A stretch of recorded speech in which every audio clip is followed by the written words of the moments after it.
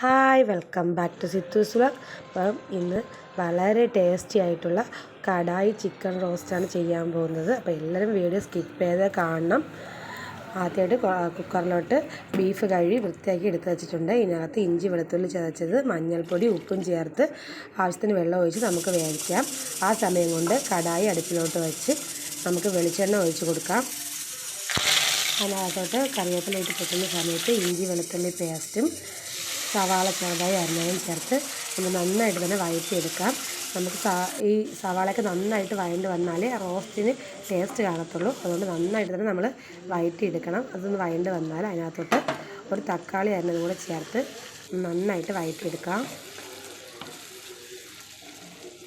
ഇനി അതിനകത്തോട്ട് മസാലപ്പൊടികൾ ചേർത്ത് കൊടുക്കാം.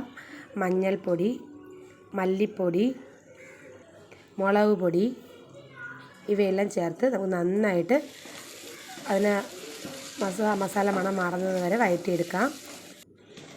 അതൊന്ന് മസാല മണം മാറി വന്നാൽ അതിനകത്തോട്ട് നെയ്യ് ഒഴിച്ച് കൊടുക്കണം. ആ വീഡിയോ സ്കിപ്പായിപ്പോയി, അതുകൊണ്ട് എല്ലാവരും ഒരു ടേബിൾ സ്പൂൺ നെയ്യ് ഒഴിച്ച് കൊടുക്കണം. ഇനി അതിനകത്തോട്ട് വേവിച്ച് വെച്ച ബീഫ് വെള്ളത്തോടെ ഒഴിച്ച് വെച്ച് നമുക്കത് വേവിക്കാം. ഹൈ ഫ്ലെയിമിൽ ഇട്ട് തന്നെ വേവിക്കണം. കൂടെ നമ്മൾ ഇളക്കി കൊടുക്കാനായിട്ട് മറന്നു പോകരുത്. അപ്പോൾ വെള്ളമൊക്കെ നന്നായിട്ട് വറ്റി വരുന്നുണ്ട്. നമുക്കിനി ഇതിനകത്തോട്ട് കറി മസാല പൊടിയും ചേർത്ത് നന്നായിട്ട് വഴറ്റി കൊടുക്കാം.